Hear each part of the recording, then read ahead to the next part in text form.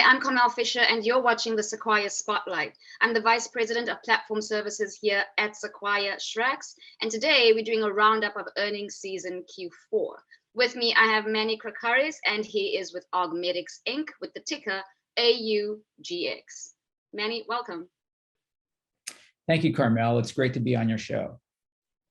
Wonderful having you. Manny, to jump straight into the details of Augmedix, please inform our viewers and myself about what Augmedix Inc. actually does, and what's the current strategy around how you'll develop and move forward during these very interesting times. I'd love to. Thank you, Carmel. So Augmedix is born from the idea that doctors should not be spending time in front of a computer to doing administrative work, such as the medical note, when they could be using that time instead to see patients. And when they do see patients, to spend their full attention on the patient as opposed to splitting it between a computer screen and the patient doing this. So we developed a remote virtual documentation solution. We were the first to do so back in 2013 to relieve the doctors of this massive documentation burden, which consumes a third of their day, so that they can, again, focus more of their time and energy on their patients. Wonderful. What problems in healthcare is Augmedix attempting to address over and above to what you just mentioned? Well, above and beyond the productivity loss, where doctors are spending a third of their time on documentation as opposed to patient care, there is a chronic and increasingly severe shortage of trained medical staff in the healthcare industry in the US. And that has been exacerbated by the pandemic as more and more people are exiting the profession. You juxtapose that against a growing and aging patient population, and you've got a crisis. And so you look at, okay, what can we do to relieve pressure on that crisis? And the thing that we focus on is, okay, let's give back time to those people who are delivering care by taking away tasks that they spend time on today that really aren't directly related to delivering that care. 100%, it makes total sense. So what are some of the mega trends in healthcare that you believe are actually accelerating the adoption of virtual solutions, such as those that are offered? Right. So obviously the chronic shortage is one. The other is that the pandemic served as a catalyst for healthcare organizations to adopt virtual solutions. They had been reluctant to do so traditionally, but the pandemic kind of forced them into it. And what it allowed virtual solutions to do is to demonstrate their efficacy and their scalability. Virtual solutions software obviously scales infinitely, whereas people-based solutions don't. And so what healthcare organizations are trying to do today is become more efficient. And they're looking at ways to increase their efficiency. And one of the things that they're focused on is, how do we better utilize our scarcest and most expensive resource, our people? And so using technology and outsourced virtual solutions is one way to leverage their people more effectively. Excellent. How big would you say is the market opportunity? Well, we estimate our TAM to be about $6 billion. It's significant. And we have contracts with major healthcare organizations today that represent at least $1 billion of that $6 billion TAM. Excellent. How do you think AI and ML, impact Augmedix and the TAM over time? Well, they are a very, very critical part of the process today and will become increasingly important going forward as the technology evolves and becomes even better. So just to give you a synopsis of how we use those technologies, we take the ambient conversation, the natural interaction that occurs between a doctor and a patient. We stream that to our technology platform, and that technology platform then converts it into text through automatic speech recognition modules.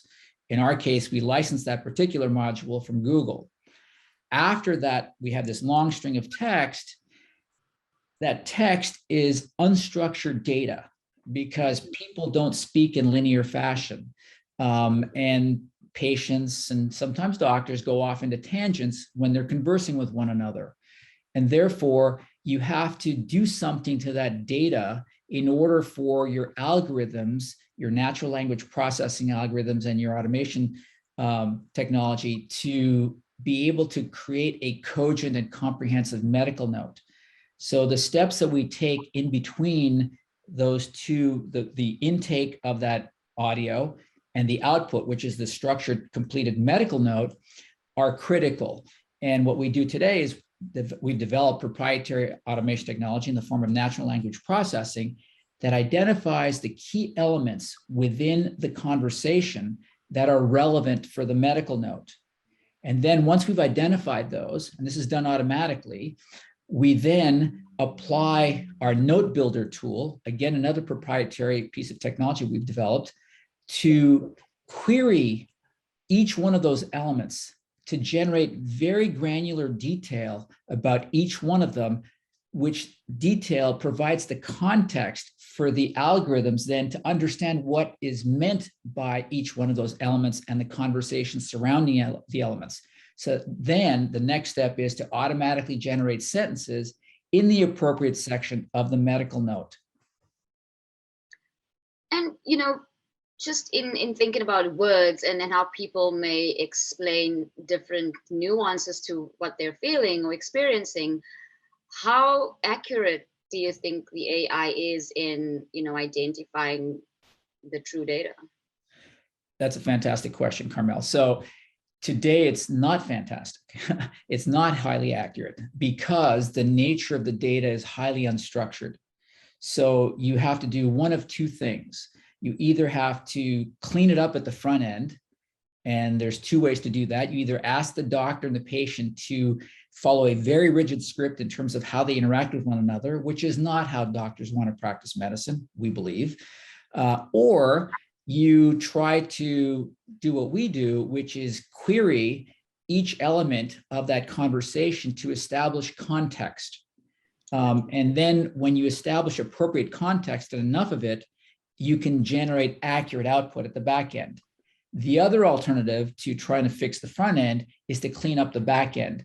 So some companies in our business are adopting that approach where they're saying, we know that the NLP, the AI that we have is very crude, and therefore we have hired a bunch of people to essentially clean up what is output at the back end. So those are the two different approaches. We like our approach a little bit better because think of it like an auto assembly plant.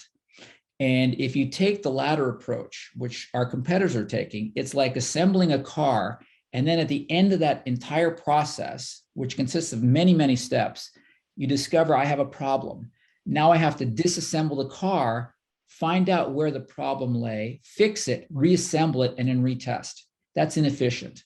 So we test along the way, making sure that each step is done very accurately. Sounds like a very intricate and yet highly disruptive, so to speak, technology, which obviously is staying in tune with the forefront of technology, especially the metaverse. Do you foresee in the near or long-term future that becoming a solution as well? Well, now you're talking beyond my pay grade, but we in the process of querying these conversations, we learn a lot. We apply a lot of granularity, a lot of questions to the elements that we encounter, and that is metadata. And that metadata not only helps us generate accurate medical notes, but that metadata is repurposed by us today to generate ancillary services on a completely automated basis. And one of those is coding. Coding is an integral part of the entire revenue cycle management process for all healthcare systems, doctors. And being able to generate accurate coding on a fully automated basis is a huge, huge benefit that we can provide our customers. And that is one that we are pushing very hard on. We've been testing it very successfully thus far, and we expect to commercialize it in the not too distant future. Excellent. So you did touch on a little bit of a competitive notion there. What does that competitive landscape look like, and what sets Augmedix apart? So there are, if you look at the competitive landscape, there are different classes of solutions.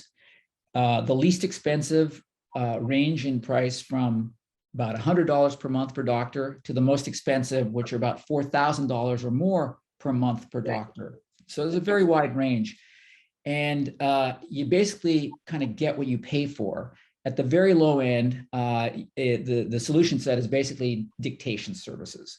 And dictation's limitation is that it doesn't relieve the time burden that doctors have to invest in creating the medical note, because in addition to having the encounter with the patient, they now have to take a second step, which is dictate what they just experienced with the patient into the electronic health record. So it's not a big time saver. So that led to the development of more full service solutions. And these full service solutions rely on the ambient conversation between the doctor and the patient as the input for creating the note, thus relieving the doctor from having to take an extra step after the encounter to generate the note.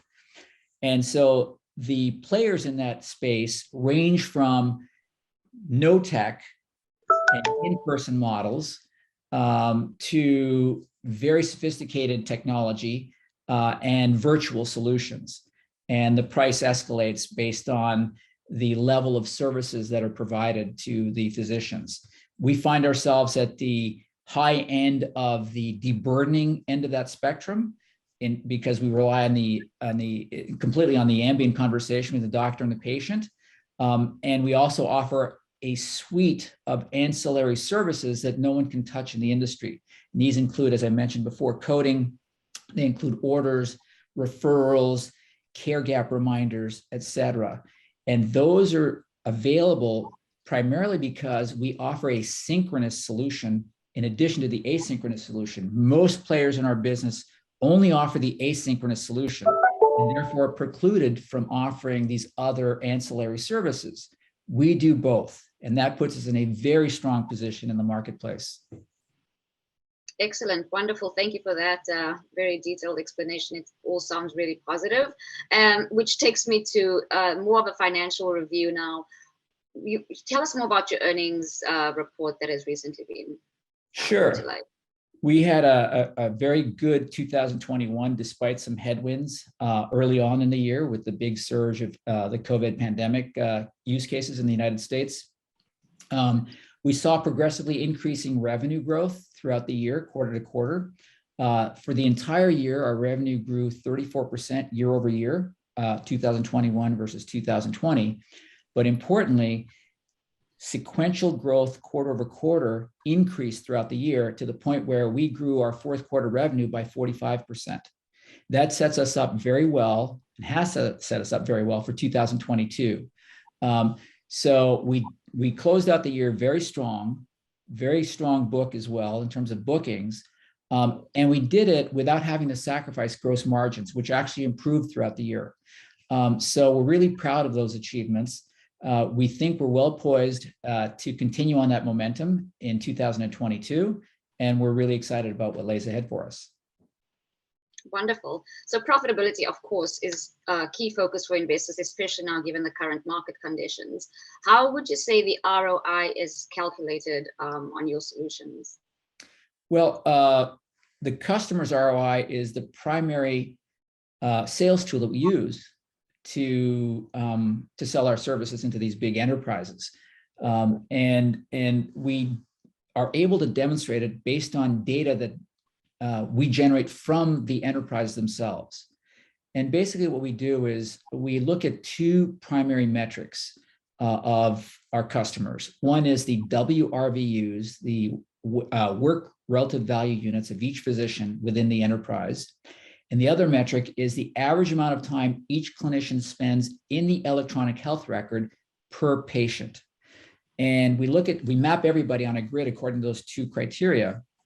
And we focus on specific quadrants that we know where people lie within that grid, where we can expect the highest or the greatest improvement in their productivity. as measured by the WRVUs. And what we've found is since we adopted this approach, in particular with one major enterprise, because they were the first to use it, after 12 months, it turns out that what we told them to expect in terms of the impact, their ROI, was pretty much spot on. And as a result, they increased their adoption of our service 5-fold in a very short order.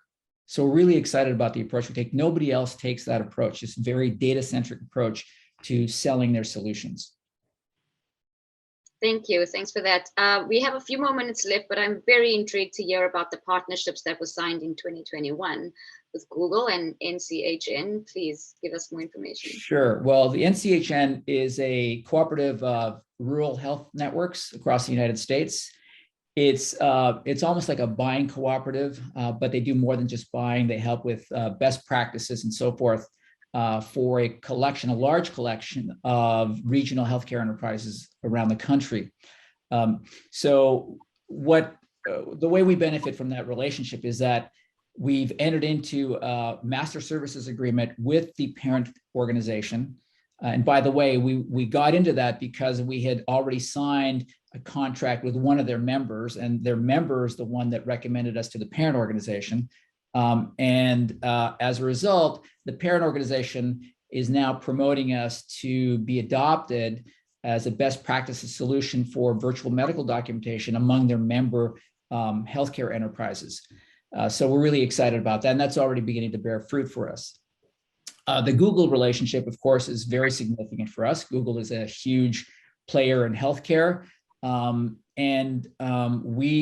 we've already begun to bear the fruit of that relationship. We signed very recently, a significant emergency department contract with a major healthcare enterprise that was brought to us through Google. We are working on a few more of those as we speak, and we expect that relationship to bear even more fruit down the road. So we're very excited about it. Sounds great.